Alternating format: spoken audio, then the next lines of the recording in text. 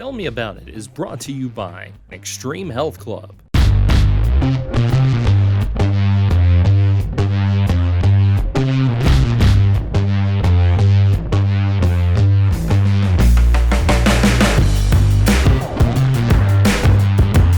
Hey, welcome back to Tell Me About It. I'm James Brown here on Glasgow EPB Channel 6, local channel. You can catch this show on the Glasgow EPB YouTube channel. It airs live every Thursday at 6 p.m. And it is also available on 104.7, no, not actually on there, 104thescore.com. We don't actually broadcast this on the station. Maybe that's something we need to talk about, Aaron. Then you can also catch it on KY Sports TV. Javette Hayes cannot be with us this week. He's handling the funeral service of the most famous man in Henrytown history, apparently. So we will, maybe next week when he's back, we'll talk about that, because he was telling me the story of this guy and it sounded pretty interesting. I believe the service is going to be on Tuesday, and anybody, after I've said the most famous man in Henrytown history, I imagine everybody who's ever heard of Henrytown, which there are quite a few of you out there, will know who I'm talking about. Anyway, this is a sports show, allegedly, so we'll talk about some sports. This is last week when we were on here, we were talking about the start of the 15th District Baseball and the way they do that this year. Started last year when Warren East joined the district. The teams will play home and away in back-to-back days. So like last week, Barron County and Warren East played Monday and Tuesday. Barron won both those games. The one Tuesday was in dramatic fashion, 4-3 with a walk-off hit by pitch in 8 innings. You don't see that very often. And then, so it flipped this week. Last week, Glasgow had beaten Allen County in 2 games. So it flipped this week. Barron County played Allen County, won both games. I think they won 11-1 and then 3-2 on Tuesday. Glasgow, meanwhile, played Warren East in back-to-back games. They lost 12-4 on Monday, and I believe the final on Tuesday was 8-3. So right now, Barron County's in the driver's seat in the district. They're 4-0. Allen County is 0-4, and both Glasgow and Warren East are 2-2. This coming week, Monday and Tuesday, Barron and Glasgow will play each other. So Barron has win one game, and Barron's going to be the number 1 seed in the upcoming 15th District Tournament. Off the top of my head, I can't think of where it is played this year. I can't think of where it's played this year. It's at Allen. Aaron tells me it's at Allen. I was thinking that had to be the case, but I was not 100% certain. Ever since, used to, it was in a pretty good rhythm, and then the pandemic came along and we missed the whole year. And then Warren East joined the district. So used to, it was like A, B, C, D order. You know, you knew where it was going to be every year based on where it was last year. But I think that mixture got mixed up last year, 2 years ago, but they're get back in a rhythm. So that would mean it's going to be Allen this year, Barron next year, Glasgow, and then Warren East, if that's the way that things work out. So anyway, so Barron wins one game against Glasgow, and they would have the number 1 seed in the district. Allen, probably unlikely to win a game from Warren East, to be honest with you, even though they have played better lately. They played pretty well Tuesday with Eli Stamper on the mound against Barron. He did a pretty good job. Tristan Meach started for the Trojans on Tuesday and did pretty well. Skylar Potter came in and closed the door for him. But I still think there's little chance they're going to win a game against Warren East, which could set up, so the way it could work out is this. Let's say Glasgow wins both games against Barron. They'd both be 4-2 in the district, and then Warren East wins both games against Allen. They'd also be 4-2 in the district. We'd have that little circular tiebreaker system, and I'm not sure what they would do to break it. They may do the pill bottle pull, and they may do total runs scored in district games. You know, there are different ways of doing this. I've not checked it out this year. I'll worry about that next week when we see the result. We'll figure out who the 1, 2, 3, 4 seed is going to be. Right now, I would put Allen as almost guaranteed to be the 4 seed. I would say, you know, when you have Glasgow and Barron playing each other, those things can go either way.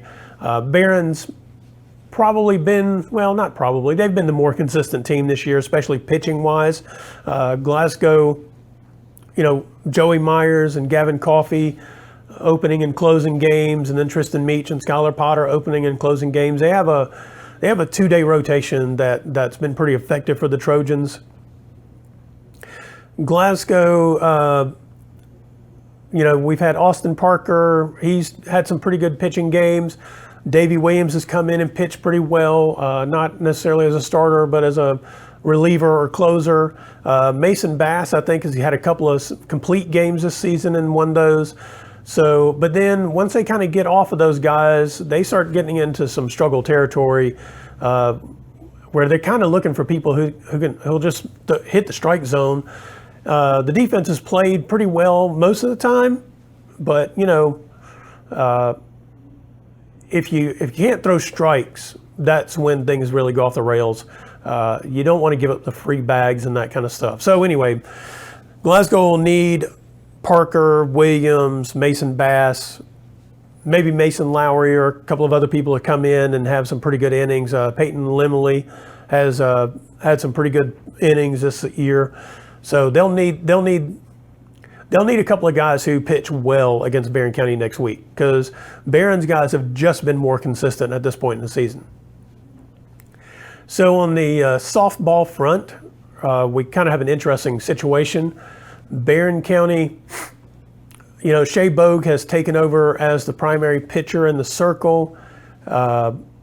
Gracie Myatt has come in and pitched some as well, although she missed the game Tuesday, I think it was, due to injury. So I don't know when she'll be back.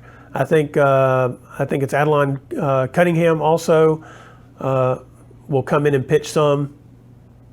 Is her name Adley Cunningham? Adley Cunningham. Anyway, she comes in and pitches some. She's primarily, I think, pitched JV. I don't know if she's pitched a varsity game, but she can pitch. But really what the Trojanettes have been doing is slugging the ball. They beat Art County 15-0 on Tuesday in 3 innings. I think they hit 3 home runs in the game. On Monday, they beat Clinton County 6-5. Now, don't scoff at that. Clinton County has a good team this year. They have a solid pitcher or two. But Barron hit the ball when they needed to. Bogue did a good job pitching for the most part in that game. So I think they've now won 9 in a row since they came back from Florida. But they have a pretty interesting stretch here. Tonight, they are playing at Allen County. These teams have not played yet. Allen County is also undefeated in the district. They beat Warren East 15-4, I think it was, on Tuesday. Barron last week beat Warren East 15-6. So that's going to be an interesting showdown tonight between those teams, their first meeting. Their other game that got rained out or weathered out because of cold, whatever that was, has not been rescheduled as of the recording of this show, which is Thursday morning. So we will see when that game will be played, but it'll be an interesting game tonight, and then turn around. The game between Barron County and Glasgow that was supposed to be played a couple of weeks ago is rescheduled for Friday at 5 o'clock at Barron. So we've got back-to-back district games here for Barron County. Glasgow right now is in the 4th slot in the district, and it looks like, based on recent results, this is a battle for the first place spot between Barron County and Allen County Scottsville.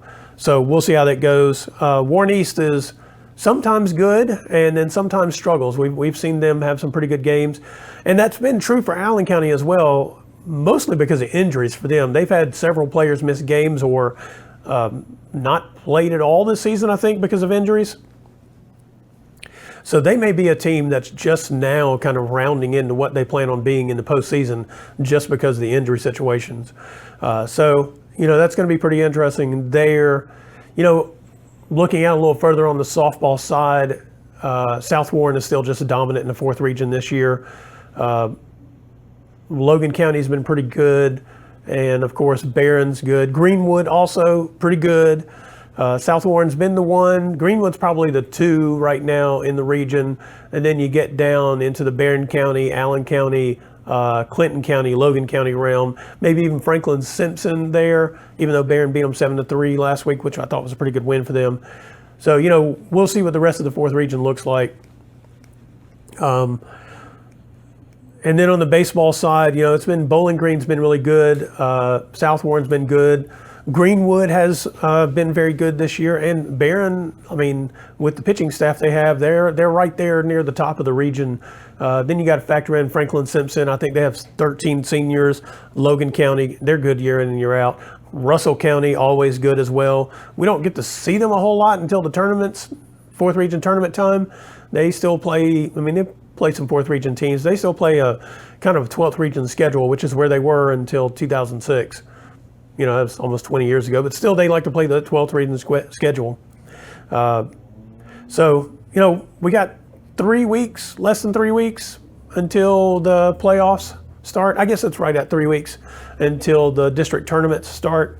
And we're closing in on the end of the season. Everybody's got somewhere between 10 and 12 games left to play in baseball and softball. So, it's time to figure out what you're made of, I suppose. All right. This is James Brown here on Tell Me About It, EPB Channel 6 local channel. We'll be right back.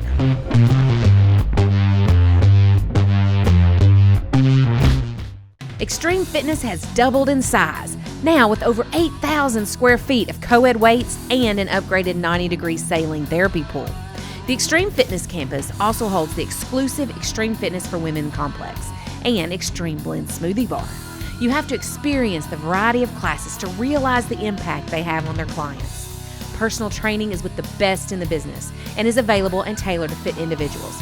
So start your journey today at Extreme Fitness and Health Club. Introducing the Glasgow EPB Customer Payment Portal and mobile app. With our new sleek and user-friendly payment portal, managing your Glasgow EPB services has never been easier. And if you need to make a payment on the go, our new mobile app lets you pay your bills with just a few taps. The Glasgow EPB Customer Payment Portal and mobile app, because managing your Glasgow EPB services should be as simple as flipping a switch. Visit glasgowepb.com/billpay today to sign up and download the app.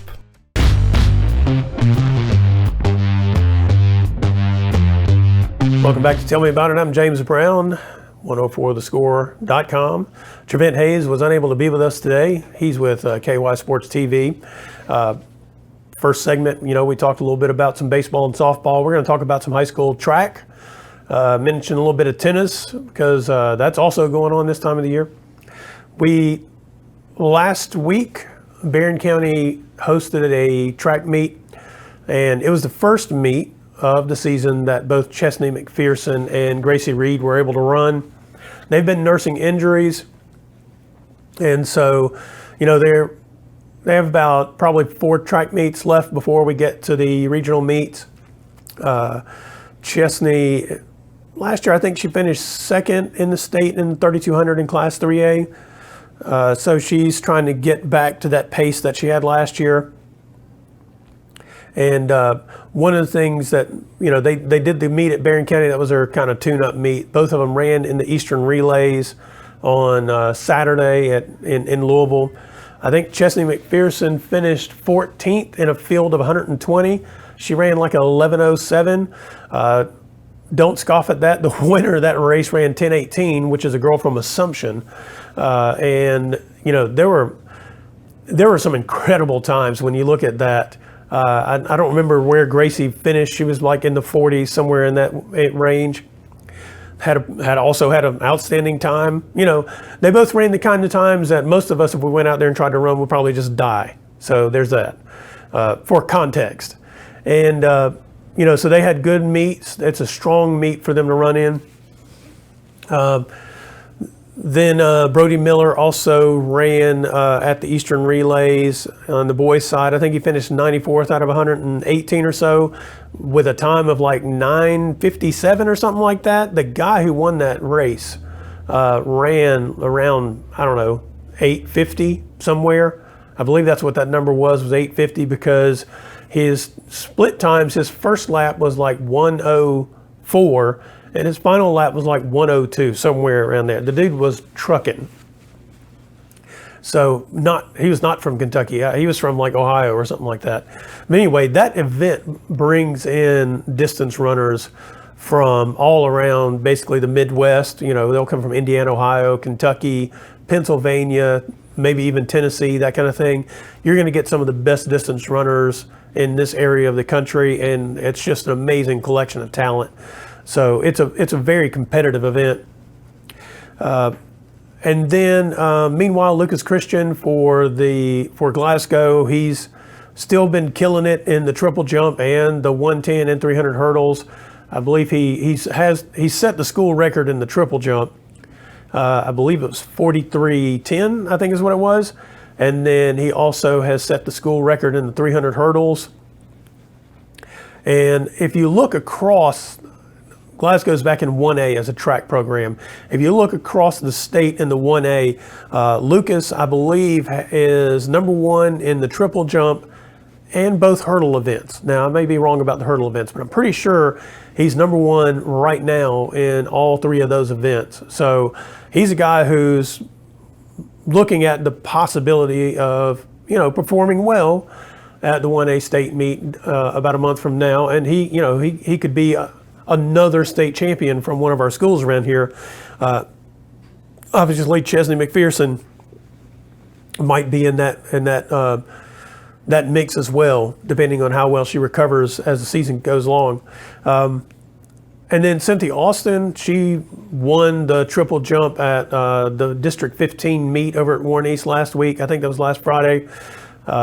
She's right there in the triple jump on the 1A side as well. So, we've had a really good run of track athletes around this area, going back a couple of years with Caroline Murphy and Taylor Ogles in the high jumps, and Caroline in the hurdles. We've had a good run of athletes who are competing at the top of their classification in their events, and that's awesome to see. It's a lot of fun.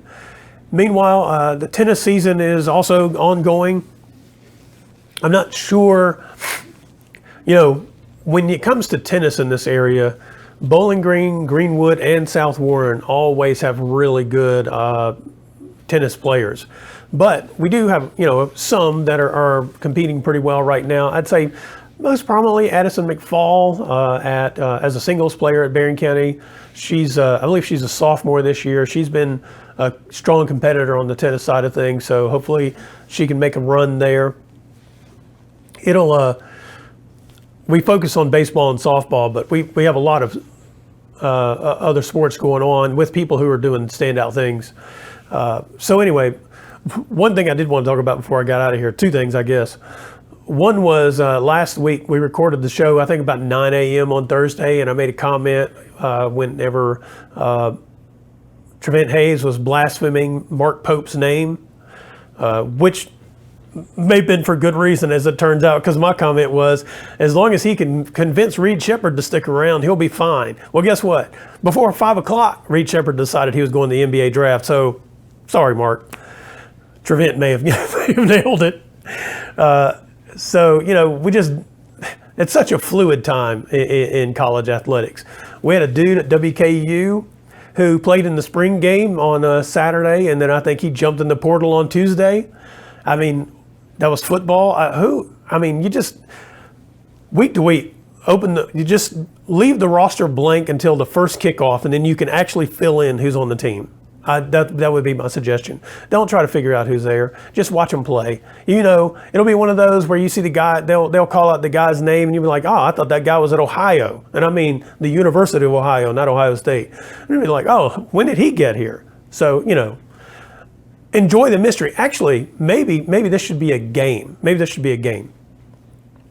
It is, whenever the game starts, you quiz each other. Can you name, without looking, you can't look ahead of time. You got to name at least half of the people who are on the field for either team. You got to be able to do it. The winner gets, I don't know, a pumpkin pie. I don't know, whatever you guys decide to do. It could be a great game, though. Or guess the first name, because you might recognize the last name, but it's not the guy you thought it was. It's no longer Xavier Jones, it's Quincy Jones. All right? So there's that. Maybe you should go that route. Maybe play name the first name and get yourself a pumpkin pie. I think that would make fall football viewing so much more fun than worrying about whether or not somebody got recruited, somebody entered the transfer portal, Where might they go? It's all meaningless. Just enjoy the game at the moment and guess those people's names. And then the other thing I want to talk about was the NFL draft. So by the time most of you people watch this, you'll know how this all worked out. When I saw the report earlier in the week that Minnesota may trade up to number 4 to get J.J. McCarthy, all I could think was, is this going to be 2021 all over again? Are we going to have like 5 quarterbacks, 6 quarterbacks, whatever it was, taken in the first round, and in this case, possibly the first 4 picks? And by the time you get, 3 years down the road, only one of them is left with the team they were drafted by? Because this has the whiff of failure, in my opinion. Because if you are, I can see where you're the Chicago Bears, you traded away Justin Fields, you've got to get Caleb Williams. I mean, that's obvious. After that, you better take an offensive lineman or maybe Marvin Harrison Jr. Because you can probably ask Johnny the postal worker to come throw the ball at that guy and win games, all right? That might be your best bet. Spend all your money on everybody else. Get the postal worker, give him a $500,000 raise to come out there and throw the ball at Marvin Harrison Jr. So I think that would be the way to go with this thing. Just skip all that other stuff. Let those quarterbacks drop. It's going to be really great though when somebody trades up to get Michael Penix Jr. And because he may come into the NFL and play extremely well for 3 years and then be done. So if you have, I don't know, the 49ers or, let me think. That's about it. That's about the only one I can really think of. Maybe the Rams. You might pick that guy up because you for the most part, you got a team already there that then you can plug him into and roll on with. But otherwise, if 4 quarterbacks are taken in the first 4 picks, at some point in time down the road, there'll be many people, like myself perhaps, commenting on how bad this draft ended up being, or asking the question, how stupid are these people who run these franchises? Because we're going to be convinced that we could have done it better. And maybe we could have. All right, this is James Brown. I've been here on Tell Me About It here on Glasgow EPB Channel 6 local channel. Catch the show live every Thursday at 6 p.m.